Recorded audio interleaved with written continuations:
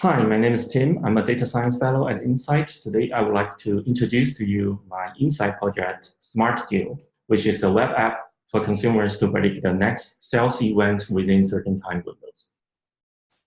When we do online shopping, we always want to find the best time to make a purchase in order to get a good deal. Suppose I need more running shoes for the summer. Actually, it's not very emergent. I can wait for a couple of weeks. So the question I'm thinking is, should I buy them now? Then I look at the internet to see if I can get a deal for Nike. If I didn't find a deal, I'm wondering, when can I get a deal? When is the next sales event for Nike? But if I indeed find a deal, I'm also wondering, is it a good deal? Can I get a better discount if I wait longer?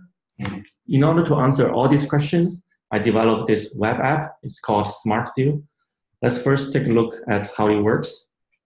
So when you open the web app, first you can select the brand that you are interested in. So suppose I'm interested in buying a Nike shoes, and then I can choose how many days I would like to wait. So suppose I can wait for 2 weeks, and then my machine learning model will give you a prediction on having a certain sales event, the probability of having a sales event within 2 weeks window. And based on the prediction, we will give you a suggestion.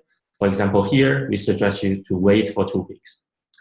Along with this predictions and suggestions, we will also provide you the historical sales event data, which is shown here. So as you can see, different brands actually have different sales event patterns. For example, for Adidas here, they never give you sales event from February to April. So with this, we help consumers to make better decisions when they do online shopping. Great. I have shown you how the web app works. Now I would like to walk you through on the workflow of this Insight project. I have shown you the final predictions and the buying suggestions. So this is actually a multi-class classification problem. But in order to get there, we need to start from the beginning, which is the data source. The data I collect here is actually from the website called DealMoon. It is a website that collects all the currently available deals. So I script the website, and then as you can see here, the information I script here is first the description of the deal, and also when they post the deal, and when this deal is gonna end. So then I need to do data pre-processing, because if you look at the deal description, you notice that it's not, they not only just post discount information, but also like when Nike launches a new product, they also give you post information on that. Actually, this is just like an advertisement, and also different sales events are quite different. You cannot just look at the discount amount. For example, here, up to 60% off for selected items is clearly not as good as this extra 20% off. So the discount, the sales event I'm focusing on is this extra 20% off kind of sales events. And then I need to do feature engineering, because currently I only have the posting time as the only feature. So I actually engineered 18 features, and I incorporate seasonality into the model, and also autocorrelation, which is like whether there is a sales event 1 day before or 2 days before, and also statistical features like what is the maximum discount appears during the last 15 or 30 days. So after feature engineering, I need to select the model and do model validation.